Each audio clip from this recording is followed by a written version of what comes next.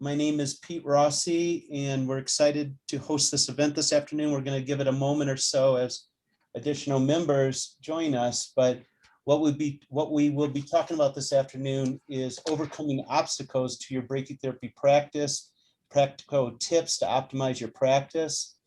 Just a few announcements from the ABS as we begin.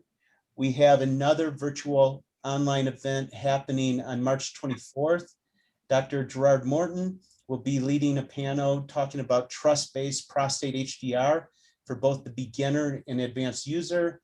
Mata McKee, a physicist, and Dr. Daniel Cross from the Beaumont system in Detroit will be joining him. So we really look forward to this and look forward to another fantastic discussion on how to improve your trust HDR prostate brachytherapy practice. We're now accepting applications for the 2021 class of fellows. Again, I want to congratulate Dr. Yashar, Dr. Keys, who were inducted in 2019. So if you qualify, please apply to be a fellow, a FABS as we call them. Our next ABS meeting will be virtual. It is in June. Much more information to follow, but we've been working very hard behind the scenes to find a virtual platform that will make it most meaningful to our members, very engaging, interactive, and we're really excited about it. Again, more to follow, but I hope this is something you'll put on your schedule. We are planning a workshop, both GU and GYN, in August that will be both live and virtual, with content involving virtual reality content, interactive with direct mentorship, kind of like before, but much more practical nuts and bolts to improve your program. And then finally, we are in a membership drive right now.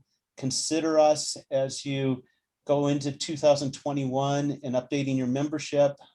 We welcome all members, physicists, radiation oncologists, other physicians, other providers, and we look forward to bringing you excellent programming this year. I'm going to stop sharing my screen. We have an excellent group of panelists we're bringing you today, and just as a short history, we go back until the late, I guess, 1900s. Radiation oncologists or brachytherapists or any radiation physician at that time was a surgeon, a physicist, a brachytherapist, a radiation oncologist. This is our infancy as radiation oncologists at that time. If you were a radiation oncologist, you were a brachytherapist. And going back 100 years ago, we were using radium rods for treatment of prostate cancer, cervical cancer. There's skin and breast applicators long before the mechanism was ever known. And today, of course, things are different. Brachytherapists are often radiation oncologists, but not everyone, but not all radiation oncologists are brachytherapists. And there's a number of obstacles in 2021 to having a successful program. We really wanted to bring this panel together to talk about those obstacles, a wide breadth of experience here, dedicated practitioners of brachytherapy, multiple disease sites. Often, many of us cover many disease sites, but brachytherapy today, we know that in just 6 non-invasive skin treatments with an HDR applicator, you can get the similar outcomes in cosmesis, often better cosmesis than Mohs microsurgery and better cosmesis than external beam radiation therapy or more conventional surgery. We know that in the treatment of women with cervical cancer, the addition of brachytherapy improves survival, fundamentally needed for all women when possible. We also know that the addition of brachytherapy to patients with prostate cancer and multiple level 1 evidence suggests that sometimes external beam radiotherapy isn't even needed. And with higher risk disease, we improve outcomes in PSA. And although there's a lot of controversy perhaps about acute incidence or prevalence of GU toxicity, we know long-term data with HDR data, when you add the boost, it's equitoxic. It doesn't add any additional therapy. And when you look at the quality of life of folks that get HDR as a boost to prostate treatment. Their quality of life is equivalent long-term. And these are themes we bring to the table to our patients as brachytherapists. We bring personalized individual care. That's what we're going to talk about today. And with that, I'm going to introduce our first panelist, Dr. Taunk from the University of Pennsylvania, for further introductions. Hi, thank you, Dr. Rossi, and thank you all for attending today. What I'd like to do is set the framework for some of the common themes that our expert group of panelists will talk to you about today. And you'll see a lot of these themes be repeated in some of the insight that every physician will have to offer in terms of overcoming common obstacles to growing your practice, to engaging more with your referring attendings, and building out perhaps the scope of services. So some common themes for today in terms of getting started, you're going to find that a lot of our physicians will recommend you just talk to people, engage with people, especially groups like anesthesia, referring attendings, but don't forget about your practice administrators, your hospital administrators, or your nurse navigators. Set up individual meetings before asking for the big group ask. Maybe give everyone a piece of ownership of your practice as a grow, and talk to other brachytherapists. We say the word replicate, but steal their models. Do what they've done. You don't necessarily have to build it before you go. And other common things for getting started: walk before you run. So either be selective in services or rational in methods to offer. For example, you can't jump from not having an afterloader to perhaps an MR guided program within a year, but there are some other things that you could do quickly. Use existing resources and prioritize services, but also have a plan to expand.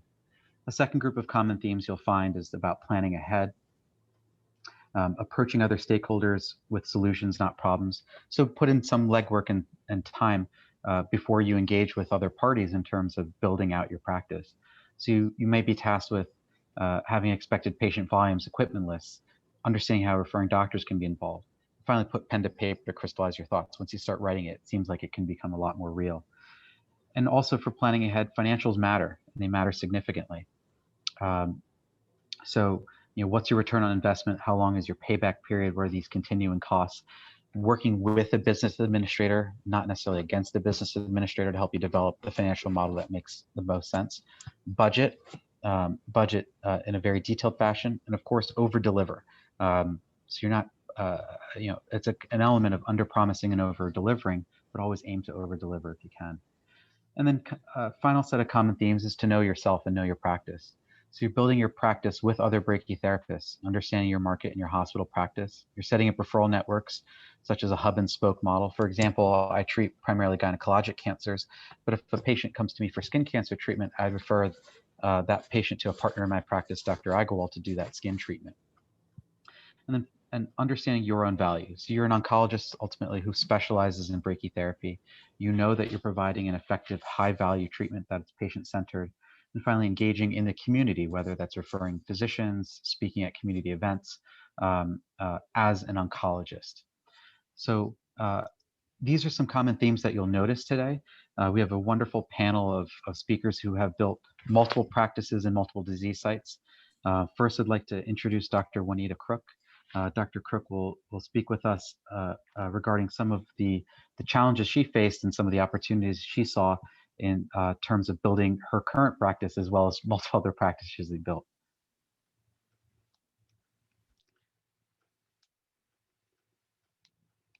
Thank you. Just trying to get things going here.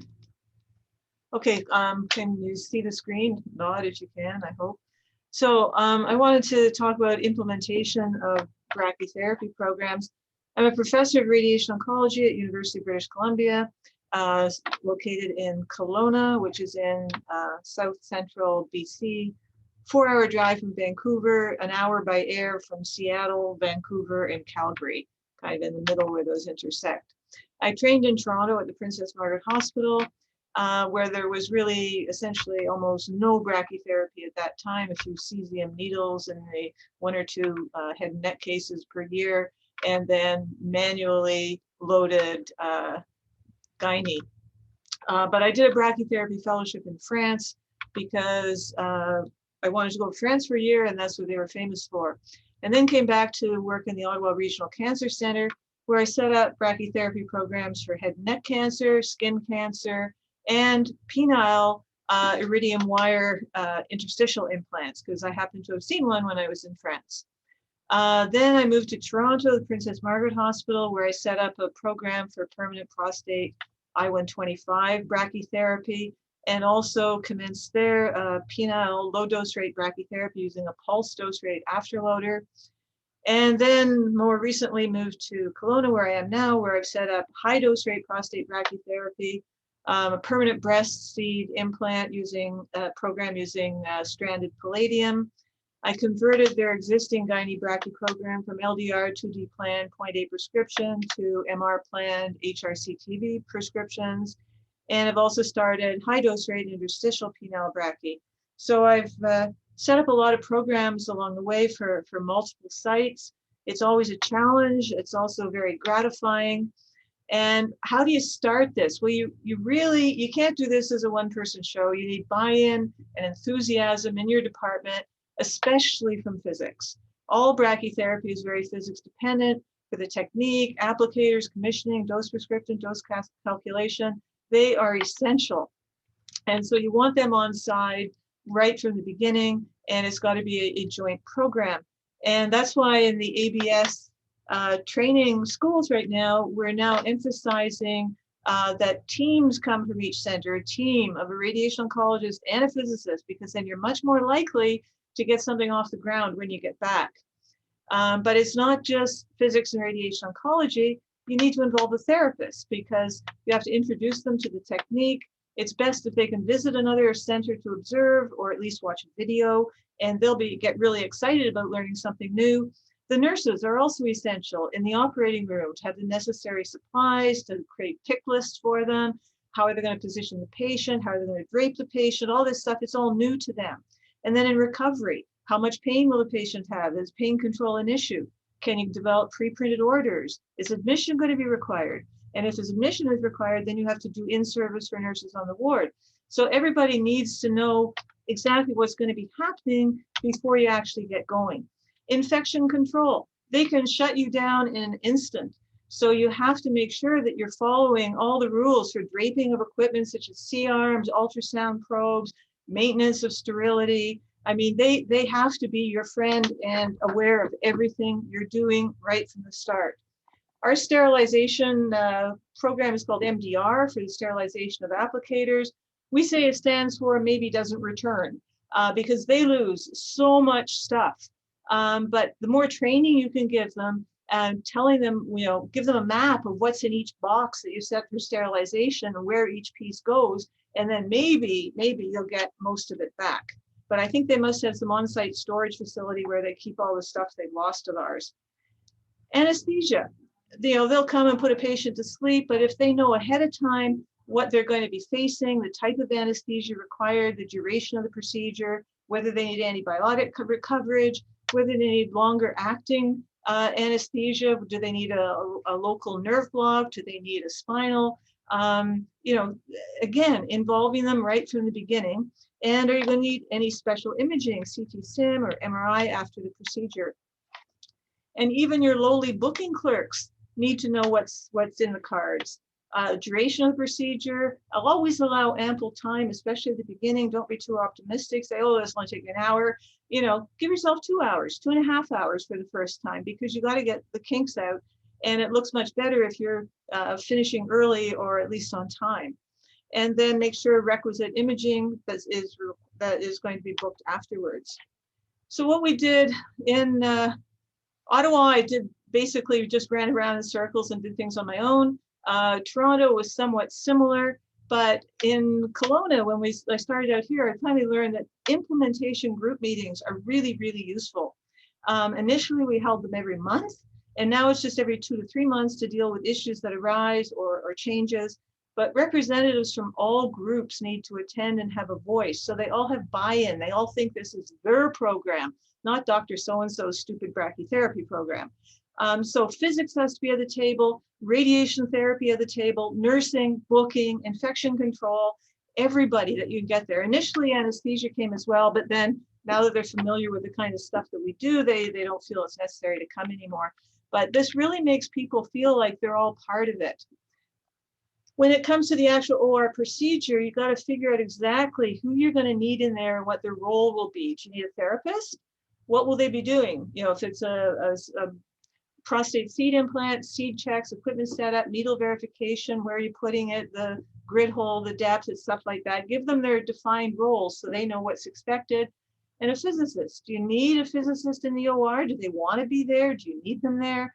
For here in Kelowna, they're not present in LDR prostate. They were in Toronto, but they are present for the LDR breast implants that I do.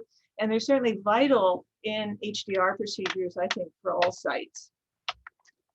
A dry run. I can't emphasize this enough. I highly recommend it with an appropriate phantom, whether it's breast or prostate or whatever you're doing, find one and have everybody there except anesthesia. So you make it as real as possible, complete with draping, real-time imaging, needle insertion, dummy seed deposition, imaging that follows, calculate the dosimetry. And you know, the first one might be a complete schmozzle. It probably will be. It'll take 3 times longer than you think. You may have to do it more than once. So just talk about it, do another one in a couple of weeks, and it'll make your first real case go a lot smoother. It's very beneficial if you can have an experienced colleague visit for your first real case. Mentoring helps a lot.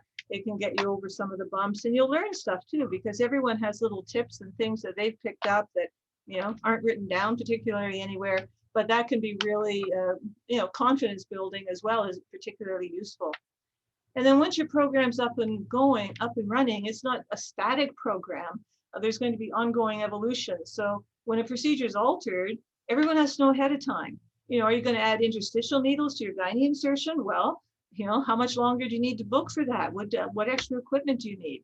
If you're adding biopsies to your prostate brachy procedures, there are questions like how do you label them, the medium for transport, how to transport them, will they hand delivered, courier to another lab? I mean, again, these intermittent meetings every 2 or 3 months will help sort out all these things so that people know ahead of time what's coming up. And finally, last but not least, the surgeons, your referring network. They're essential, they're tricky, and you need to get them involved. They need to be aware and on board, and why brachytherapy is such a superior form of delivering radiation. If they're aware of the selection criteria for when you can use brachy instead of external beam, or when you can add brachy, that will help, because then they can refer patients appropriately and talk to those patients when they're seeing them themselves. They can facilitate eligibility for brachytherapy, placing radio-opaque markers in a tumor bed, placement of an ultrasound visible marker for prostate patients, assessing voiding function, optimizing it before they send them, because they know you won't implant them if they can't pee well. Maybe they want to attend, maybe they don't have to. Maybe can they bill for part of the procedure? Like if they're going to actually be there physically for anything other than curiosity, it's helpful if they can earn something from it. So find a role for them, inserting fiducial needles in the breast, doing a cystoscopy after prostate brachy, you know, something, or just sharing needle placement. But if you can involve them and have them part of the program, then it really helps. And I can't go into all the ins and outs of billing in the US because I'm Canadian, but you guys know better than that. Anyway, team effort really pays off, and doing that consistently as your program evolves and develops really will be very, very beneficial. Thank you. That's absolutely wonderful, Dr. Crook. The format here is we have panelists presenting, but we're open to questions and answers. There is a chat box where you can share this. You can email me at the same time. But if you have questions for any of the panelists, please send them along so that we can address it. Dr. Crook, I want to just a comment. The way you did your implementation meeting and the way you have it ongoing, that's really brilliant. And that's something I learned the hard way after several hospitals and building practices. So you have ongoing meetings every couple months with everybody. Do you look at your results? Do you ask what's the problems? How do you go about it? We don't so much as look at results, but we look at, first of all, patient safety incidents. We have a patient satisfaction survey that's ongoing, so we'll look at comments and feedback from that.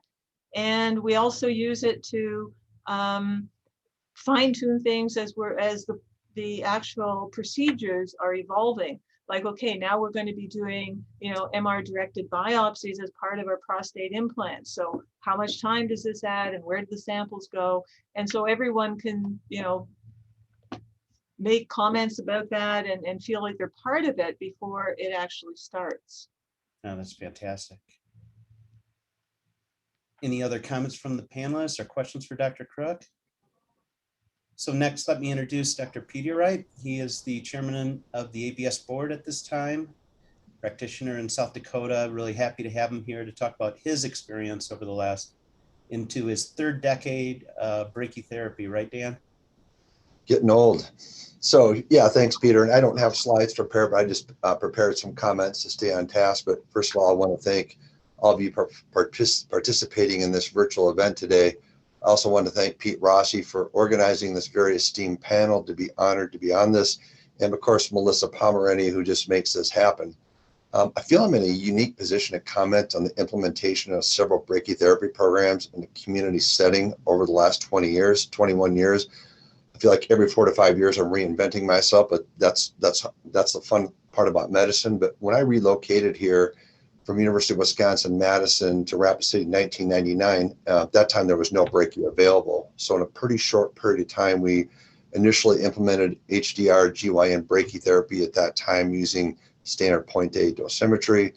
Also at that time, we implemented both LDR prostate brachytherapy as monotherapy and HDR brachytherapy for a boost. Both of those programs are really based on the models that learned from going to the Seattle Prostate Institute, and it talks about mentorship and how do you learn these programs if you don't obtain it in your training. Ended up taking 3 prostate courses at Seattle Prostate Institute, went back several times more. 2 years later, we actually had an HDR prostate training course in Rapid City with several physicians and physicists who came here to learn more about CT-based planning. In 2002, we implemented interstitial breast brachytherapy, where I was trained at UW-Madison. I did all the GYN. There wasn't a breast brachytherapy service, but I was on staff there for 5 years. But I actually went back for a period of two years to learn interstitial breast before we eventually transitioned to a single entry method. Approximately 4 years ago, we implemented MRI-guided GYN brachytherapy for advanced cervical cancer and for other advanced GYN cancers. In the last 2 years, we've also implemented the spacer hydrogel program, where I've inserted about 200 of these devices. There's a little background noise, and I apologize, they're doing construction outside, but we're typically doing about 2 a week. And if as a brachytherapist, especially prostate brachytherapist, that's a very easy program to implement, especially if you're doing hypofractionation. I quit performing HDR prostate brachytherapy about 15 years ago because at that time it was just too labor intensive. We were admitting the patient, I was the admitting physician, we were doing 4 HDR fractions with CT-based planning. And since then, at that time, over the last 15 years, we've exclusively used LDR for the boost. However, going through a lot of ABS courses and classes and seeing Gerard Morton and Juanita talk about their planning techniques, especially now with ultrasound-based planning without having to move the patient, in 4 weeks, we're going to be going back to an HDR boost for intermediate to high-risk patients using both MR fusion ultrasound-based planning, giving 15 gray times 1, and we'll also be implementing a salvage program. So I'm really excited to get back into HDR prostate again. I don't think that's going to be much of a learning curve technically because we've been doing LDR prostates for so long in a lot of GYN interstitial. So how were we able to implement all the above in a community cancer center over the last 21 years? And this is going to be very common themes you're going to hear from all of us. Your physicist is your friend, and they are a critical part of your doing this. We are brachytherapy teams, not just brachytherapists. And ABS is emphasizing this with 310, and that is developing 30 brachytherapy teams per year over the next 10 years. Planning these programs with a reasonable timeline is also essential. You have to be realistic. For me, spending time at other institutions such as the Seattle Prostate Institute, University of Wisconsin, and time with others was helpful. In addition, attending the ABS annual meetings, the workshops in schools were critical. In fact, after the Denver workshop and I listened to Gerard Morton, I'm like, I have got to get going on this. This is awesome what we can now do compared to 15 years ago. Engaging hospital administration early in the process is essence, and it can be painful at times, but as Juanita indicated, this is a team endeavor. For us to implement MRI-guided GYN brachytherapy 4 years ago, that was a big undertaking in a community center. This required meetings with radiology, anesthesia, the operating room staff, members of our radiation oncology team, especially nursing and therapists. And as Juanita discussed, a dry run is critical. We've done that before we implemented all of our programs. Mentorship can also be a part of your program, which is also a challenge now during COVID, but ABS is also emphasizing this with the program that Lisa Singer developed, Next Gen Brachytherapy. My core message is that implementation of these critical brachytherapy services is feasible at community-based cancer centers and obviously university programs where they have much more resources. To state the obvious, this takes time, dedication, perseverance, excellent communication skills, and an ongoing knowledge of refining your brachytherapy techniques. However, at the end of the day, this is all feasible, and that's really the mission of ABS. With the wealth of experience that we have in our panel today, I would envision a part 2 of this topic. So thank you for participating today, and I'm happy to take any questions, Peter. Yeah, I have one for you. So we have from one of our members, Delnora Erickson. She asked, is there something analogous to the Seattle prostate course available now for a brachytherapy team who wants to gain confidence in HDR prostate?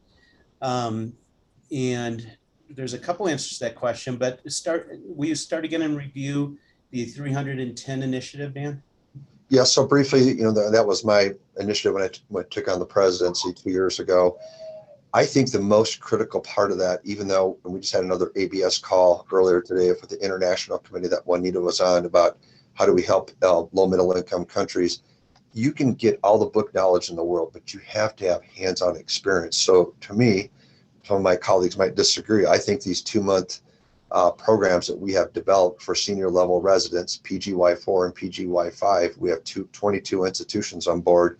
This should have gone live a year ago, but everything's been shut down by COVID. So for those who are going to be residents, senior level residents, we hope this will be made available this fall, maybe this summer.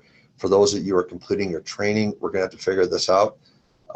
That's a concern we all have. How do we get you up to speed? And that clearly was documented in the Aero survey, that the biggest barrier to implementing brachytherapy was case volume. So we're working on it. I think to a degree, ABS is doing some of this with the workshops, but at the end of the day, we need to have our junior or newly trained radiation oncologist brachytherapists. They need access to patients, and we're hoping those 2-month fellowships during residencies will help. Maybe we can do this for people out of training, but there's a lot of credentialing issues that we have to work through. Yeah, absolutely. Under the umbrella of 310, if we go back to 2019, specifically for HDR prostate, but also LDR prostate, we did a workshop and we had over 150 people attend, and it was 33 groups that included urologists, physicists, and radiation oncologists. And for that hands-on experience, the didactic was very nuts and bolts about how to transfer this into success. But 9 hours was spent actually hands-on by the folks that were there, the teams that were there, to be able to take that and translate it into a practice at home. Again, under the umbrella of 310, we are developing, I think I get emails from residents that want to know more about being placed at an institution for education. Dr. Petereit and Klopp created relationships with, I think, 13 or 14 institutions where residents or people in their first couple years of practice can go for a month to 3 months with some support to learn more about being a brachytherapist, whether it's prostate, GYN, breast, hopefully it's everything. Now that was put on that stopped because of COVID, not because of our interest in proceeding forward, just because that's the reality of 2021. And I hope in 2022, we'll be able to start those agreements again so that we can place people that are interested in diving deeper into a fellowship of sorts in brachytherapy, that they'll be able to do it.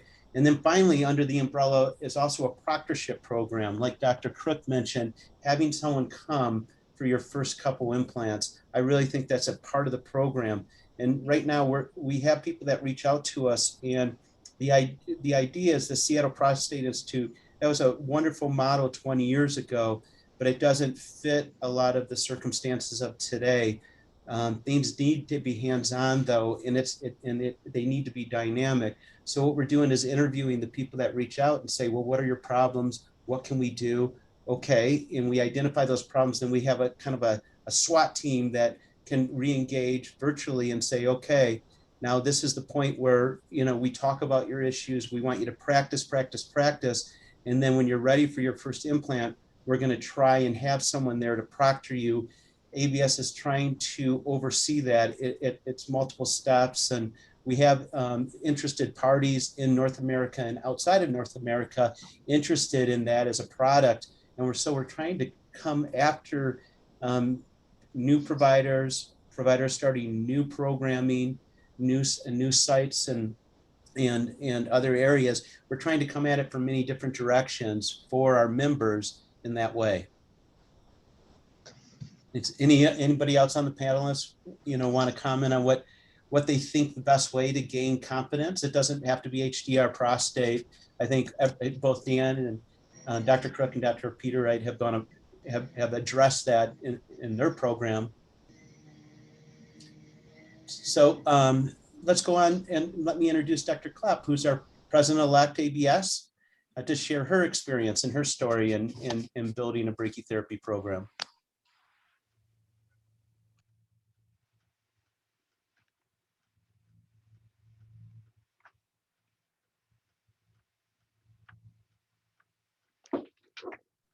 Hi, happy to be here. This is a great discussion. And I have just a couple of slides on our MD Anderson experience. So we have really expanded our brachy options a lot in the last couple of years, and we've had some learning along the way.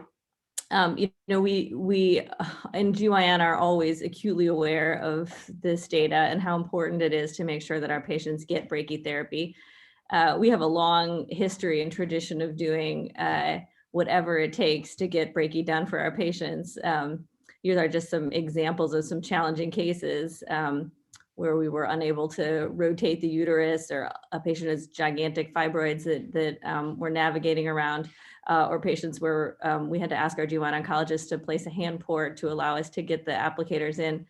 But a lot of this work we did without intraprocedural image guidance. And so our real push in the last couple of years has been getting intraprocedural imaging options. So traditionally, the way that we did our implants, both for in prostate and GYN, is in the main OR. And this workflow, we still use this workflow quite a bit for our patients that we feel like the OR offers a real advantage. So for example, anybody with medical issues or areas where we think we're going to want a surgeon to assist us, we'll still do procedures in the OR. But we've really started to shift our patients into an outpatient HDR suite where we have CT on rails, and to an MRI brachy suite where we have intraprocedural MRI.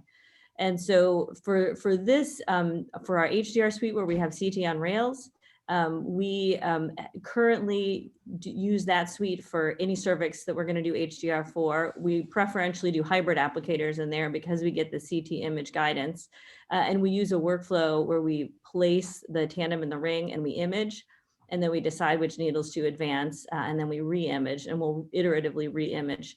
This is the same space that our GU colleagues use to do LDR implants. We haven't been doing prostate HDR as of yet, but this environment has been really nice for us in terms of having it in radiation oncology and having the imaging. One of the growing pains we had with this program was that we first pulled our clinic nurses over to help us out, and we quickly learned that we really missed the OR expertise. So now we partner with the OR. So basically all the staff that work in the brachy suite come from the OR. And that's really been great. I really feel like reaching out to the people who have the expertise is so important. And so we have a much smoother program since we started partnering with the OR. And then we started this MR guided brachytherapy program. And this is where we do implants for patients who have really challenging tumors, where we need the interprocedural MRI to essentially see the tumor in order to direct interstitial needles into the tumor. And so this has been about 20% of the patient volume that we've gone through this workflow for. So I'll just say a few words about that because, you know, it has some unique logistical challenges. This is the kind of case that inspired us for doing MR guided interstitial. So this is a patient, we were doing freehand interstitial in a dome. And, you know, it seems about like it's far enough up just based on tactile guidance and ultrasound. But then when we look at the MRI, we wish we'd advanced it a little bit further. And so we started doing MR guidance for our interstitial implants. So this is a paper from Dr. Viswanathan, who we really have learned a lot from in this process. And I'd encourage anybody that's thinking about doing an interprocedural MR guidance program to talk through the steps with somebody who's done it before, because we definitely learned a lot along the process. And each one of these things needs to be worked through, and, you know, very much things that we already talked about in terms of building a brachy program, but with some additional nuances. You know, most importantly, that everything has to be MRI compatible. And so that means from all the surgical supplies to the things anesthesia is using. There is also an option to work outside of the MR bore and then to transfer patients an image. And I know that's a workflow that a lot of people have used too. We basically prepared everything to be MRI compatible so that we don't have to worry about it as much. But you know, that's just an important nuance to think through. And then moving to disposable items whenever possible. MR safety, making sure that everybody's been trained. And we now have a spotter that stands right at the periphery of the room and marks everything that goes in and out of the procedure space. Because we did have, we noted that there were some things like obturators that were at risk for entering the MR board that were not MR compatible, despite looking very similar if they're MR compatible or not. The surgical bed, I think, is a really important consideration too. When you move into spaces with CT and MRI, they're typically flat tables.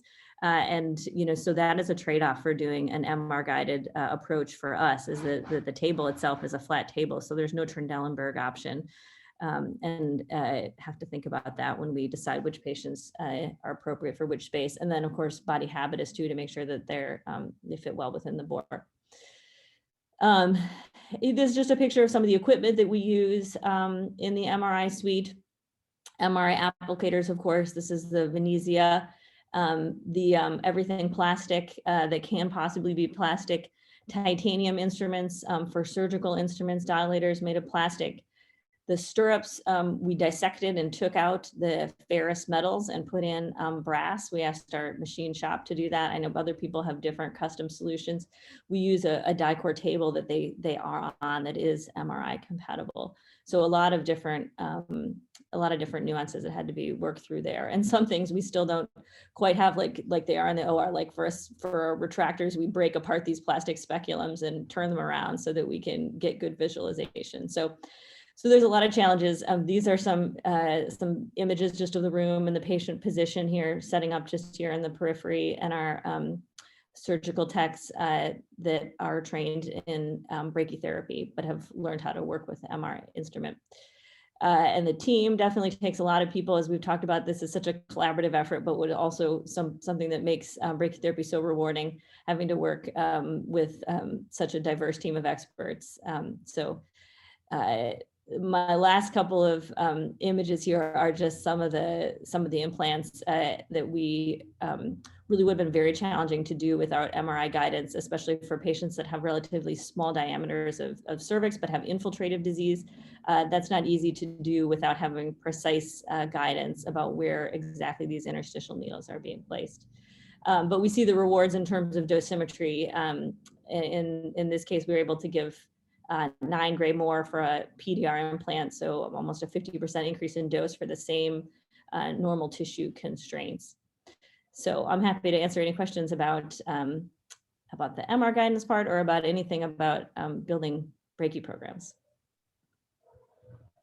Dr. Klopp, that was wonderful. I do have a follow-up question. I think that was really interesting and innovative about how you got teams from other departments to work together. So you had mentioned that instead of recruiting clinic nurses, you recruited surgical techs and surgical personnel. How did you engage in that conversation, and what was your ask, without revealing the confidential details, in terms of getting those staff to work with radiation oncology? Yeah, we definitely had to work really closely with our administrators, and we just sort of explained to them how it was that we missed the expertise of the OR staff, and we recognize how much they bring to the table. And so then they, we had conversations with peri-op leadership and talked about what kind of arrangement would work. And ultimately we settled on one where our department funds those positions within peri-op, but they report up through peri-op, and then they are just, they come down to do our cases as they come up. And it's worked so well because they've got so much depth. We just really had a limited staff. And so if somebody left, suddenly our brachy program was vulnerable. So it really partnering with the administrators. That's great. And I think it highlights how, again, these things work as teams. It's really important to build that teams, and the importance of kind of creating almost a procedure, a surgical culture within your brachytherapy programs. Thank you so much, Anne. So next, I'd like to introduce Dr. Michael Folkert. He's a program director, and he was also my senior resident when I was back in training. I'd like to introduce Mike and his perspective on building or refreshing a program at his current practice. There's always a lot of continuity of family with brachytherapy. You see that just like Neil Desai, who's one of my junior attendings here, was also a classmate of mine. And so you see people who come from the same institutions just kind of passing it down. So that's a lot of fun. So let's see, I'm just going to share my screen here also. And hopefully this is bringing in my talk. So do you see a pretty picture of some buildings? You, Mike. What's that? Yes, we do. Oh, Yep. good. Okay. All right. So I just want to include my disclosures on here just in case. But yeah, so I had the pleasure of getting recruited down here to UT Southwestern, which was kind of a mecca of SBRT, to, of all things, start up a brachytherapy program, which was a bit of a change from what they were doing from their SBRT focus here. But fortunately, when I came down here, I was able to join up with Dr. Albuquerque, who had already started up an amazing brachytherapy program for GYN here. And so I was able to use that as my starting point for building up a brachytherapy program. But I just wanted to give a little bit of a history of what we went through here at UT Southwestern in building up our brachytherapy program from a very good complex GYN brachytherapy program with HDR implants, and also some unusual things like P32 installations into the brain and joints, some keloid treatments, and some pituitary implants. But that was the extent of the brachytherapy program before I came down here. And then I was recruited and joined back in August of 2014.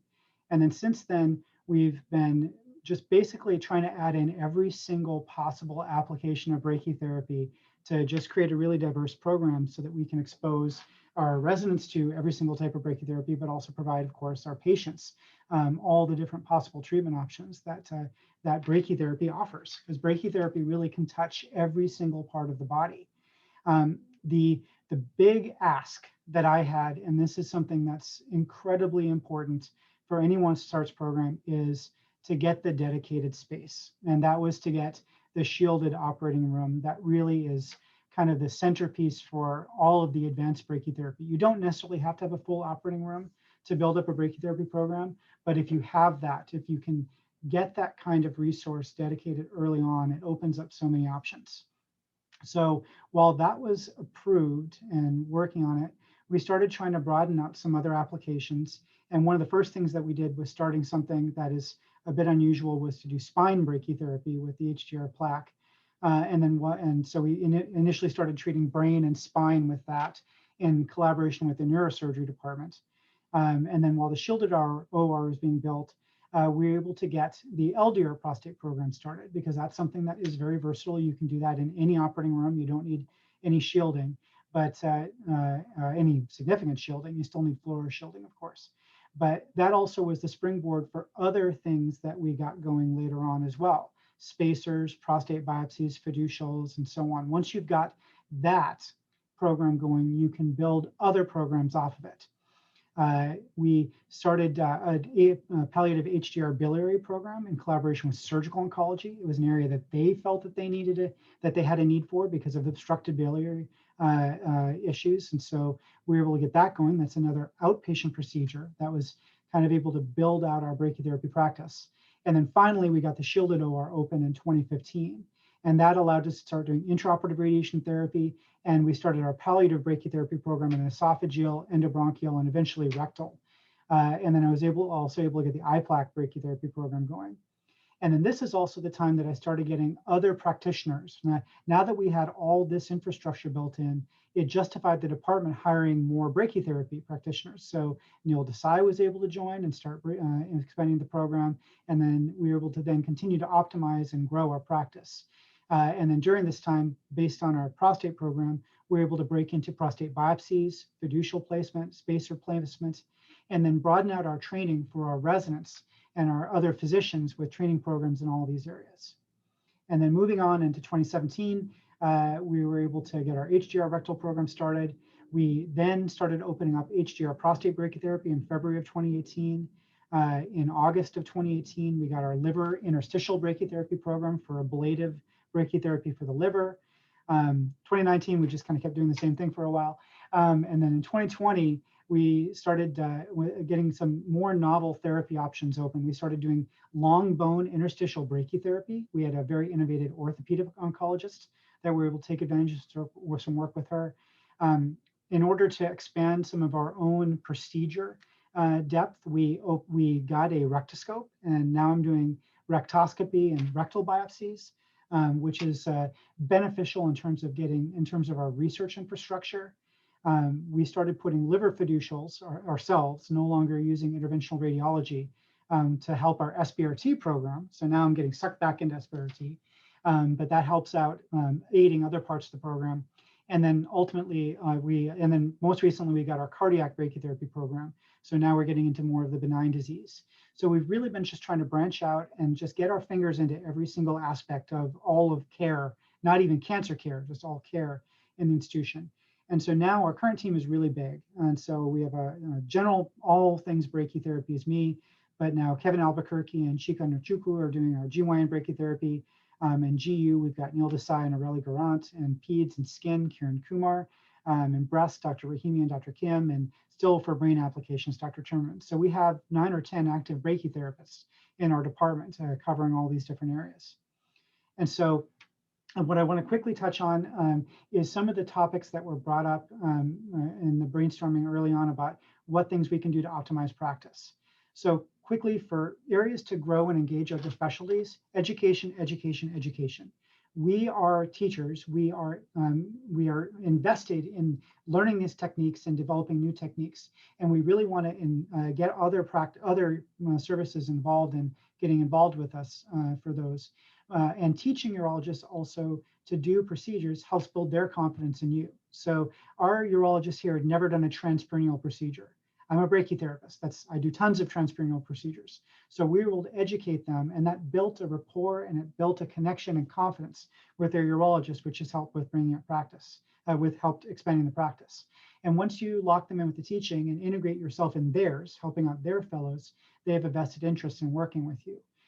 Contributing to the educational mission of the department helps make what we do a priority for the administration, and educating your fellow attendings helps grow support for radiation oncology, for brachytherapy within your department, but also prevents burnout. You know, if you have people in your department who can back you up, who can help out with these procedures, who can cover an HDR application for you, it prevents you from getting wiped out. Because brachytherapy, while it's a wonderful, wonderful technique, also can be hard. And so you want to really make sure that you don't wipe yourself out in the process.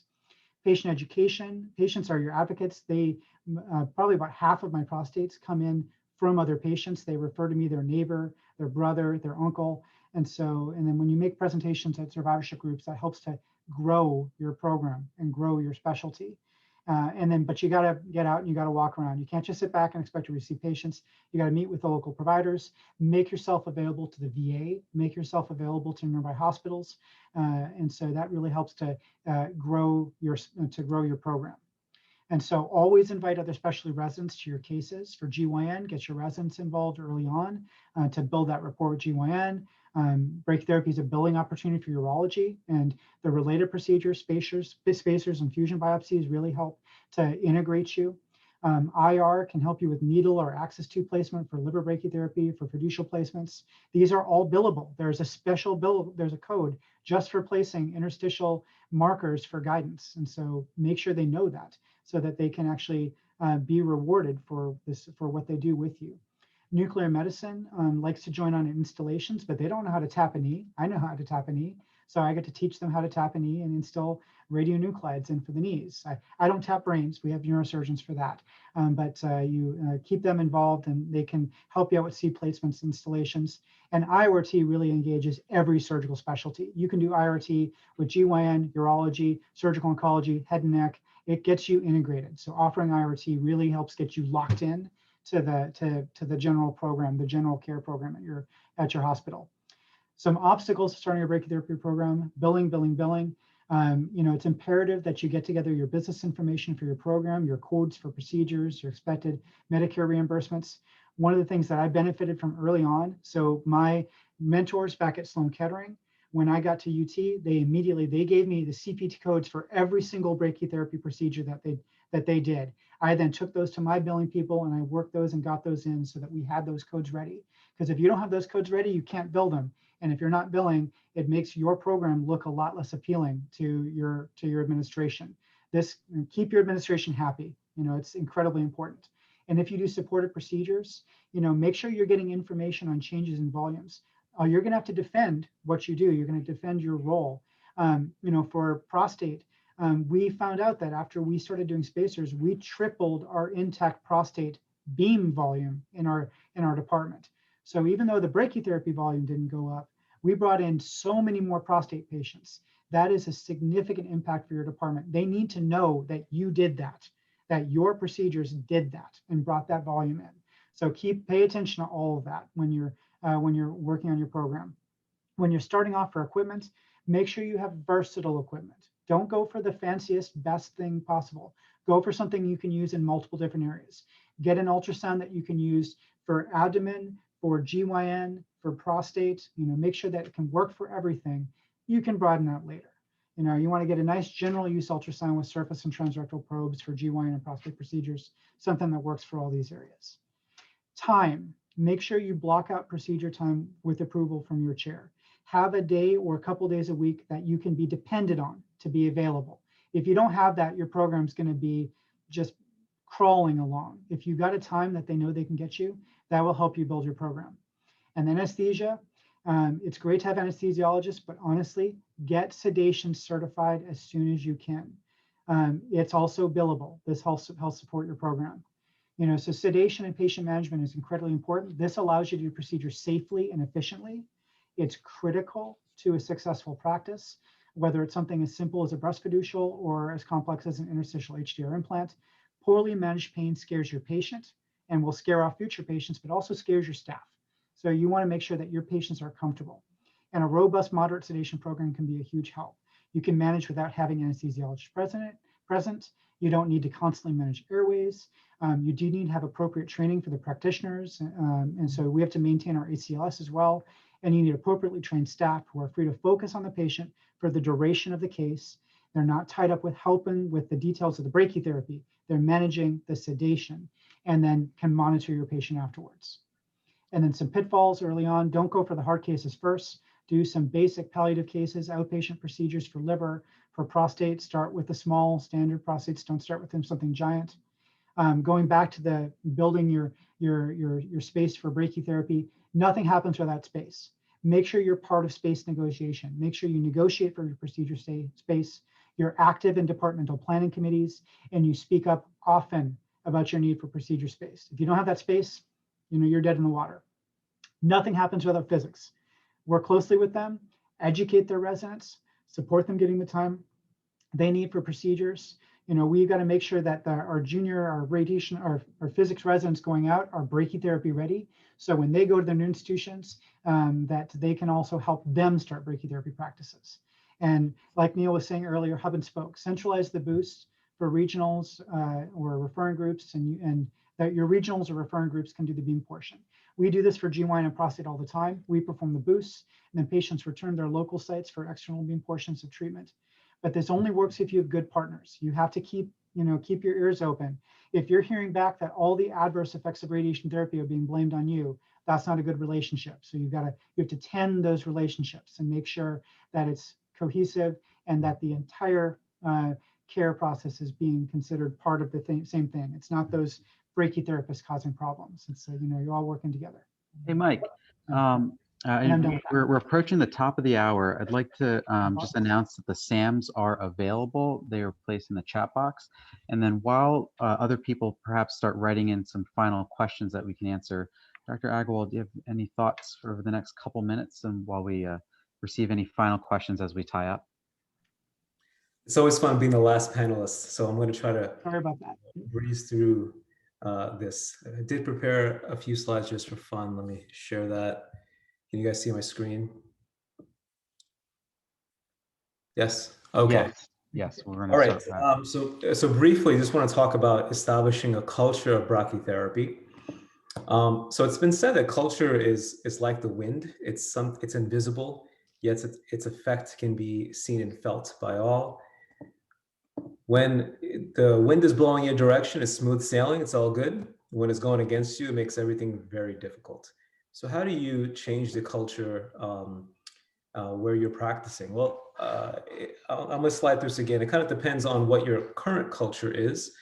It depends on who your referrings are. What technology do they have? Do they have a robot that they just purchased? Do they need to fill it up with prostates? What talent do your referrents have? Do they have a Mohs surgeon or not? That will impact whether they send patients over to you. What about within your own practice? Are there other radiation oncologists who have pessimism towards brachytherapy? Address their concerns. LDR is too toxic. Well, maybe not so, but maybe HDR is something you can consider. What about the toxicity of failure, of biochemical failure? That's actually pretty significant too. And also potentially educate them, when they quote that Ascend didn't have an overall survival benefit, say, well, it wasn't actually designed to have that benefit. So we don't hold other trials to that same standard. Looking at your own sphere of influence, looking at this picture, which guy do you want to be around? Some may say, I don't want to be around any of these guys, but you probably want to be around the guy who's the happy guy, the go-to guy. So be someone who is nice to be around. Project optimism, be someone of integrity, advocate, educate, and share your toys. Funny story is we were building a skin program at my former institution, and I brought applicators and I passed it around, and this dermatologist loved it.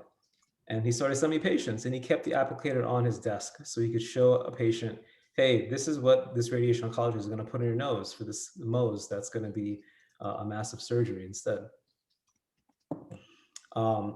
Expand your sphere of influence. If you have the opportunity of being involved in recruitment, or if you don't have the opportunity, try to make yourself involved.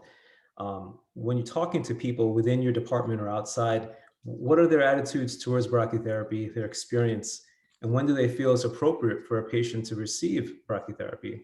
What is their mindset? There's a lot of talk from Dweck about a fixed versus growth mindset. Is this someone who's kind of cemented in their ways, or someone that can be influenced with the right content? Specifically for dermatology, how are these patients? Are these patients referred with high-risk features? Do they even know brachytherapy exists? Some dermatology programs are so involved with themselves, they may not even know that we do skin brachytherapy. And what were their interactions with rad-onc? Sometimes these patients are just managed again with surgery after surgery after surgery. And going beyond your sphere of influence, you can even influence the influencers. I mean, many of us will talk to PCPs, but you can even go out and talk to people who deal with immunocompromised patients, talk to rheumatologists, GI patients who maybe deal with autoimmune hepatitis, or transplant patients. And a number of times in tumor board, we have LVAD patients with prostate cancer, You know, it comes up all the time. So if you can influence that person, they may be sending you more patients. And then branching out beyond your comfort zone to some degree. Patient-to-patient interaction. Like Mike was saying, the number of referrals you get when you start doing a great job, those patients will advocate for you. They'll tell their friends. You know, I've had in my former practice, you know, you do enough implants, people will start talking. I did get permission from Tony Soprano here, so he's not going to bother me with this picture, but people talk, and they'll talk to you about the good experiences and the bad experiences, and eventually it'll come back to you. And patient direct marketing. This is a slide courtesy of a colleague that some may know in the skin brachytherapy world, who actually went out to senior citizen homes and distributed flyers for skin brachytherapy. And it grew his practice to a point where 30% of his practice was skin cancer from directly marketing to senior citizens homes. I mean, who goes to a senior citizens home and actually advocates for radiation? Putting out ads and papers as well. And of course, social media, you know, putting out your outcomes, putting out your work in a fun way, engaging with different audiences, whether it's prostate, GYN, skin cancer, just making it fun, making it like over here a little bit of a quiz. Who knows what this body part is? So the old acronym is if you build it, they will come, or if you build it, market and sell it really well, they will come. But if you build it, they will come. If you sorry, I can't see this. But if you lead people to it, more will come. Ultimately, establishing this culture takes time. It's slow, but if you do good work, people talk, and if you present yourself in a certain manner, it'll actually make a big difference. And like building upon what everyone else said in this panel, it takes a team, and it takes administration support. And you know, putting your best foot forward and being patient, because culture change takes time. Thanks.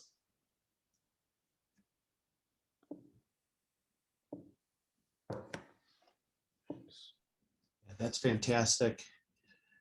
Really a wonderful panel with a wonderful, just a number of excellent points made.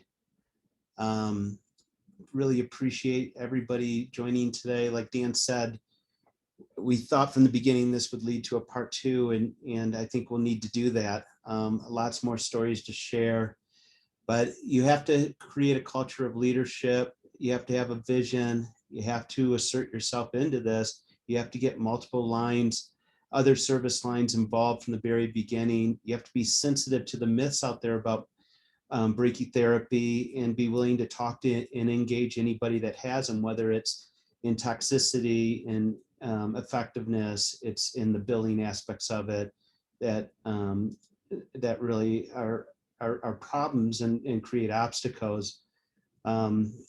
It's pretty amazing the breadth of brachytherapy practice you can have, and I think we have to go and do that further. We did have a really interesting question from the UK, from Dr. Phil. And does anybody on the panel want to attempt that? I think you know, in the US, we don't care about data anymore. We don't, you know, 9 weeks of radiotherapy with protons seems to be better than anything else, despite level 1 evidence.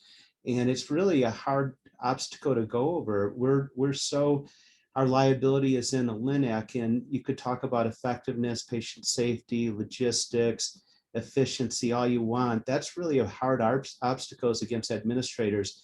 You know, those, we really have to talk about budget. And the comment here is, you know, model the potential patient volume, you know, increasing our ability to treat cervical cancer, MR-based hybrid applicator with less toxicity, and also increase our skin volume has allowed me to evolve and get things approved time after time. Also, urologists and breast surgeons being champions for you. But sometimes you have to go right to them and say, you know, say, what's the problem? What do you see? What can we improve? They know their data. They know what surgery does. Don't tell them their data. You tell them your data. Say, hey, I know I cause toxicity, and this is how I'm going to improve on it. Will you help me go to the administrators and improve this? You have to engage on those lines. You know, address your problems, our problems, and you'll have more support. long-term. Again, people know the data. Tell them how you're doing it. Explain to them the differences that you can bring in the downstream. I like to think as brachytherapy for prostate cancer as a cure. When, on AscendRT, close to 90% of patients long-term, we're talking over a decade, have control of cancer and they don't need downstream. Hormonal therapy is excessively expensive. And so when you don't get there with Beam alone, even after a lot of hormone therapy, you have to start up additional therapy.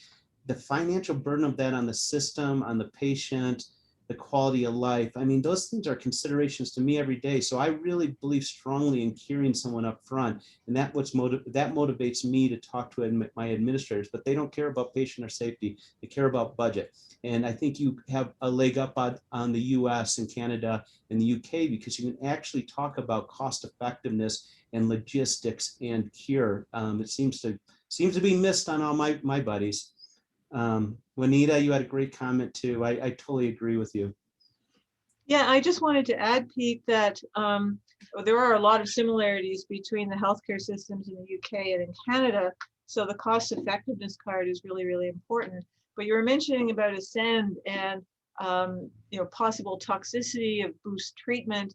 That was one trial.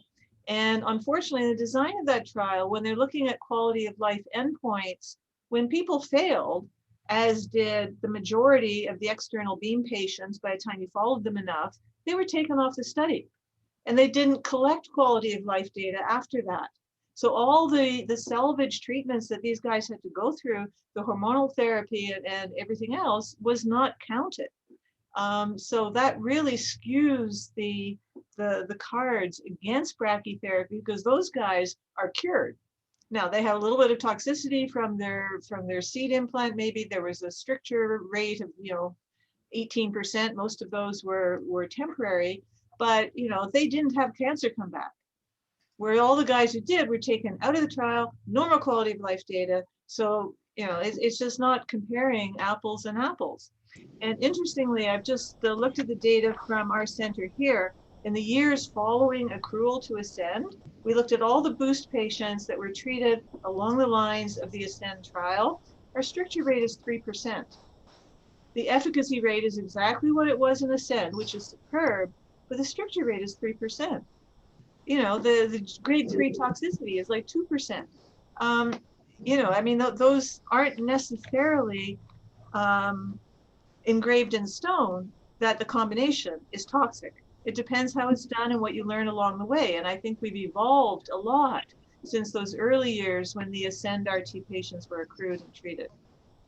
Juanita, quick question on that data, because you know it so well, but though that 18% stricture rate, what did it go down to after a one-time dilatation? Is it like 5%?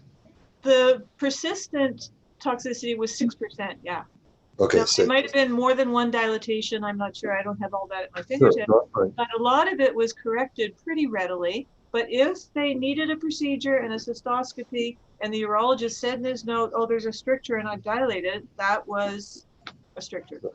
4 years ago at an Astro panel, we were talking about the 4 hypofractionation trials, and can't remember the guy's name, he's an international leader. So, well, clearly the brachytherapy boost is inappropriate because the toxicity rates are way too high. And I'm like, geez, really? I know. And I think it's going after that nuance is so important to our community to help explain it.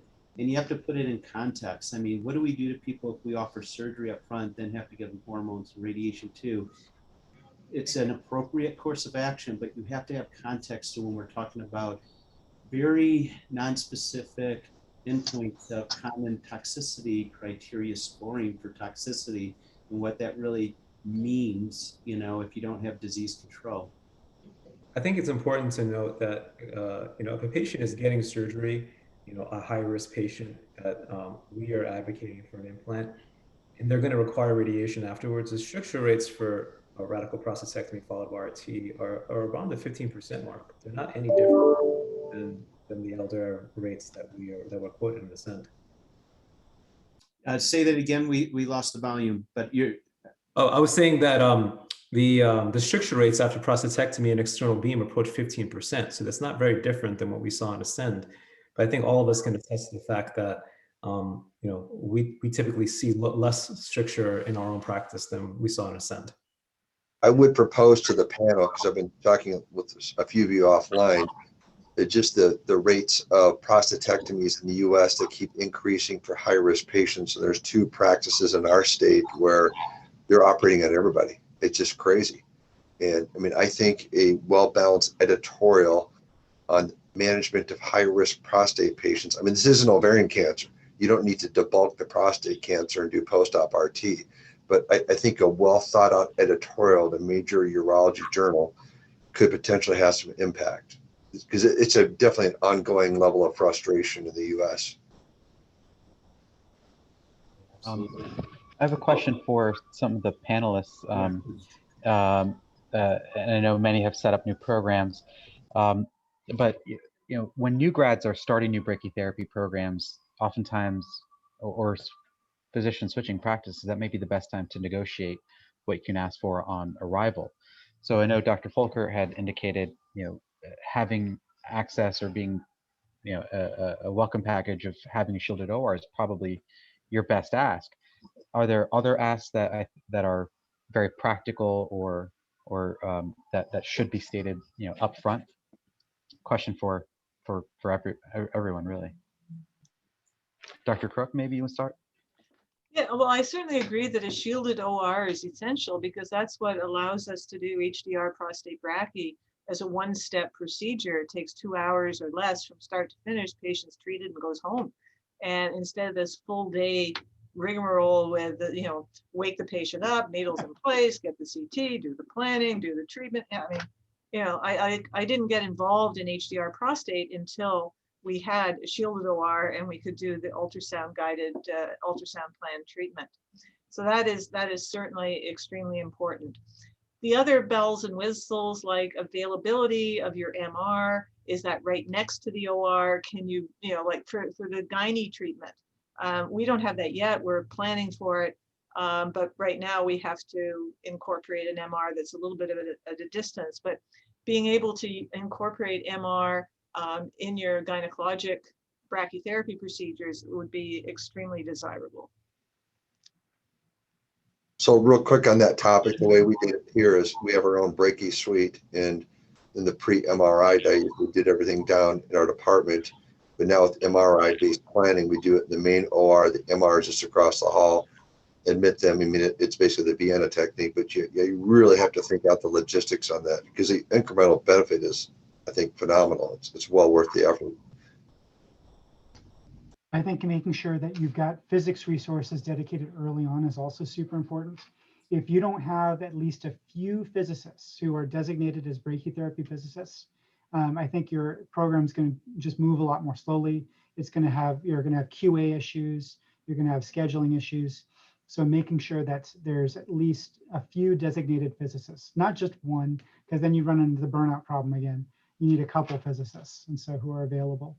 I think that's really important to have as a foundation. And even physicists have to take a vacation once in a while. Yep. Don't burn out your physicists. If they leave, you're screwed. So it's bad. Any other questions for the panelists? Where are we meeting for cocktails after this? Well, I'd like to really thank the panelists for sharing their experience, sharing their stories. I do believe this is part one of perhaps a series. The idea for this came from our members, and I want to encourage members to keep on suggesting topics that may be addressed in this virtual online programming. We really want to do something that's meaningful, to help other people's practices along. We want to promote brachytherapy. So this has been excellent. So we're grateful to our members and to our non-member attendees, which there were several, for signing up today, for everybody's volunteerism as well in putting this together. So thank you. There is SAMS available. Remember that. And Melissa is a point of contact for all of us. If you have specific questions, please reach out. That's what we want to be here for. Remember, the virtual meeting in June. And then a hands-on GYN GU workshop. We're also open to ideas on what other content we can bring to you, either live or virtual. And be safe, wash your hands, wear your mask, be kind to each other. And get your vaccine. And get your vaccine. Thanks, Pete. Thanks, everyone. Awesome. Thank you to all the panelists. Thank you. Thank you. Mhm.